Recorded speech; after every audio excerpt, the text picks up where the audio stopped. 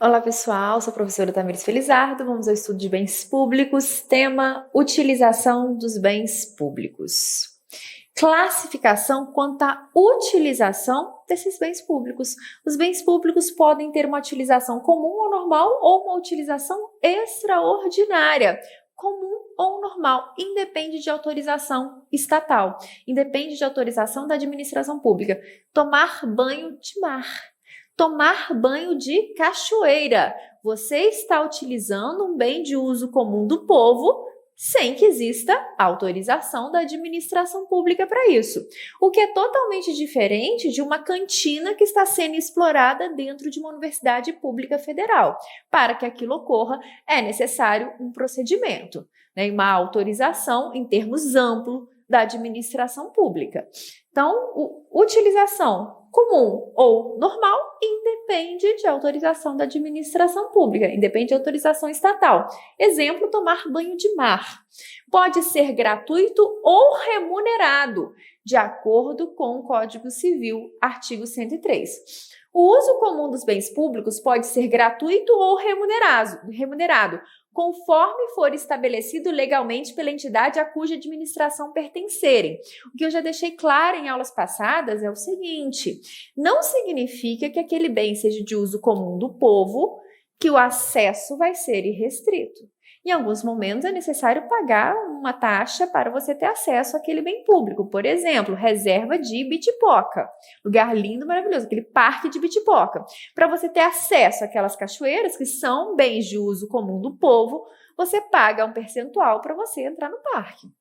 Né? Então, são bens de uso comum do povo? Sim, mas você tem que pagar para você entrar naquele parque? Sim, tem que pagar. Então, não significa que seja de uso comum, que o acesso seja restrito e gratuito, porque o acesso pode ser gratuito ou oneroso. Agora, não significa dizer que o acesso é oneroso, que você depende de autorização estatal. Isso aqui não é autorização estatal. Isso aqui é a cobrança de um valor para ter acesso àquele bem público. Isso não é uma autorização estatal. A autorização estatal é quando o indivíduo ele necessita se submeter a algum tipo de procedimento para exploração de um bem público. Nesse caso, não. Então, o acesso a um bem de uso comum do povo pode ser gratuito ou oneroso, tá? Continuando. Extraordinário ou anormal. Demanda prévia manifestação administrativa ou prévia ciência do poder público. Quando dependerem de instrumento específico, teremos os casos de concessão, permissão e etc. Então, em alguns casos específicos, é necessário autorização estatal. Continuando. Sempre que houver necessidade de autorização estatal, o uso daquele bem público vai ser um uso extraordinário, anormal, incomum. Exemplo, utilização de uma praça pública para a realização de uma feira de artesanato. Isso não é um uso comum da praça, isso é um uso extraordinário. E por esse motivo é necessário de uma autorização em termos amplos do Estado, que pode ser através de uma permissão, de uma concessão ou autorização propriamente dita. Observação. Pode haver utilização de bens públicos por meio de contratos de direito privado, tais como enfiteuse, direitos de superfície, locação, comodato e etc. Autorização de uso.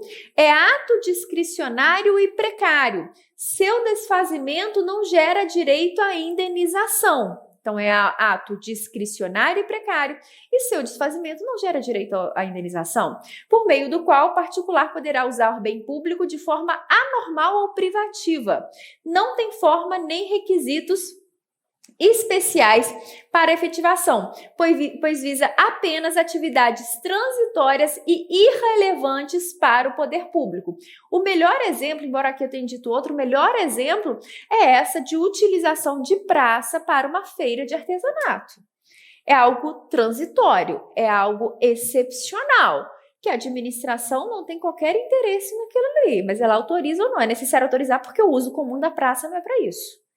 Mas se trata de uma utilização extraordinária que depende de autorização estatal. Então, exemplo clássico de autorização de uso, feira de artesanato em uma praça pública. Porque é algo discricionário, é algo precário que seu desfazimento não gera indenização. Por exemplo, a prefeitura autorizou que aquela feira ocorresse no domingo, amanhã, né? No domingo, enfim. Hoje fala o seguinte, não quero mais, desisti, não quero mais que faça a feira de artesanato. Tudo bem? Tudo bem. Tem que indenizar quem vai fazer a feira? Não, porque é algo totalmente precário, tá certo?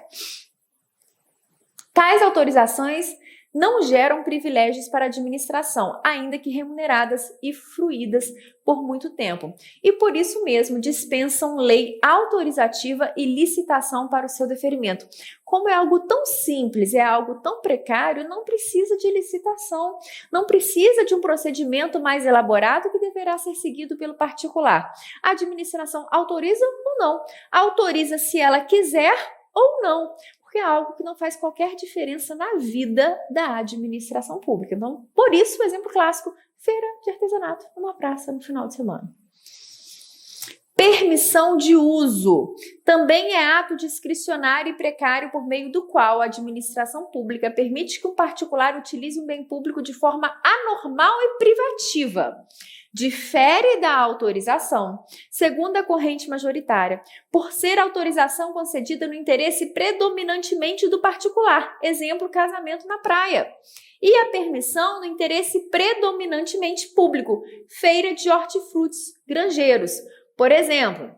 Casamento na praia, uma feira de artesanato, por exemplo, não é necessariamente uma feira que o objetivo, a administração tem interesse, diferente de uma feira de hortifruti granjeiros, existe uma diferença aí. Exemplo, bancas de jornais, exemplo clássico de permissão de uso, que cai na sua prova. Os exemplos mais comuns, pessoal, anotem.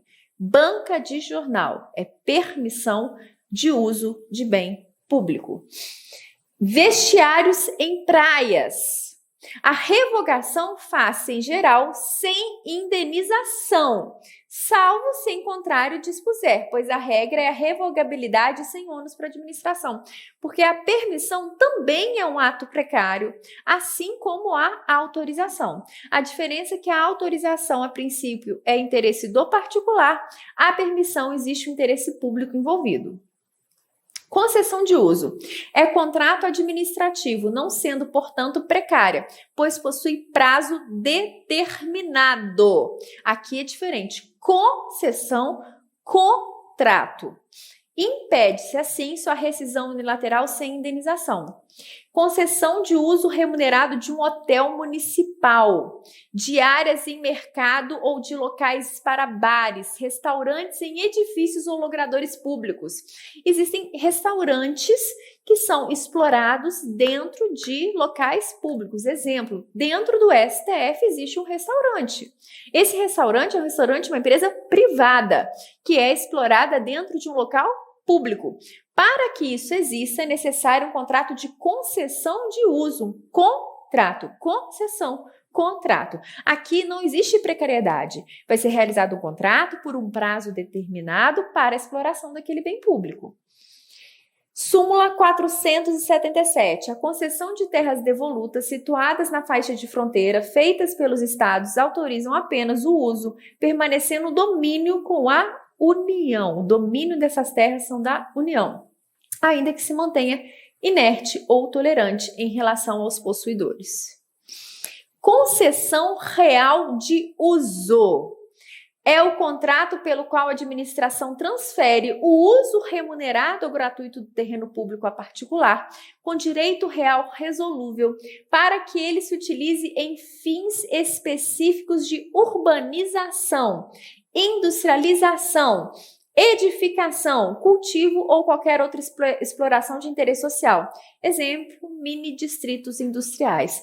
Muito comum como uma forma de movimentar a economia. A administração pública concede um terreno para aquela empresa, porque aquela empresa, se instalando naquela localidade, ela vai ampliar mão de obra para aquela cidade, ela vai girar a economia. Então, como uma forma de incentivo para que aquela empresa venha a fixar sua sede naquela localidade, a administração pública muitas vezes concede um terreno. Isso é concessão real de direito real de uso. Por quê? Observem que a administração pública não está pedindo pagamento nenhum por esse terreno, ela está concedendo concessão de direito real de uso. E outra, esse é um exemplo em que a utilização do bem público se dá por prazo indeterminado. A administração não pede de volta aquele terreno e fala assim, show, sai daí, me dá de volta. Não, isso não vai acontecer. Mas notem que, por que a administração concede esse bem público a uma empresa? Porque ela tem um objetivo econômico, industrial, por trás disso aí. São concessões especiais, pois transfere ao particular um direito real de uso, principalmente nas seguintes hipóteses. Para fins de moradia, regras que autorizam a regularização de áreas urbanas invadidas. Muito comum, aquele povo que corre, vê aquele prédio vazio e vai lá morar com essa família. Aquele prédio está dando sopa, você não tem onde morar, você é morador de rua, você corre e vai para aquele prédio, vai morar feliz, alegre, saltitante ali. Nesse caso, existem algumas concessões especiais para regularizar essas áreas urbanas invadidas. Para regularização fundiária, semelhante à anterior, mas na esfera rural, pronto, sem terra, né? A pessoa tá vendo um terreno ali, aí vai aquele movimento sem terra todo para aquele local, começa a plantar, começa a colher, começa a ficar tudo bonitinho, muito romântico. A administração verificando aquela possibilidade, aquela situação, realiza uma concessão especial de uso daquele bem público. Para a preservação da Amazônia Legal, mais recente, concede um terreno público a particular que pode usar parte e fica responsável pela proteção do restante. Então, lá na Amazônia, pode ser concedido um terreno público para o particular, desde que ele se encarregue de proteger aquela área, aquele território. Decreto 271. É instituída a concessão de uso de terrenos públicos ou particulares, remunerado ou gratuita, por tempo certo ou determinado, como direito real resolúvel para fins específicos de regularização fundiária de interesse social, urbanização, industrialização, edificação, cultivo da terra, aproveitamento sustentável das várzeas, preservação das comunidades tradicionais e seus meios de subsistência ou outras modalidades de interesse social em áreas urbanas. Enfiteuse é um direito real previsto apenas no Código Civil de 1916.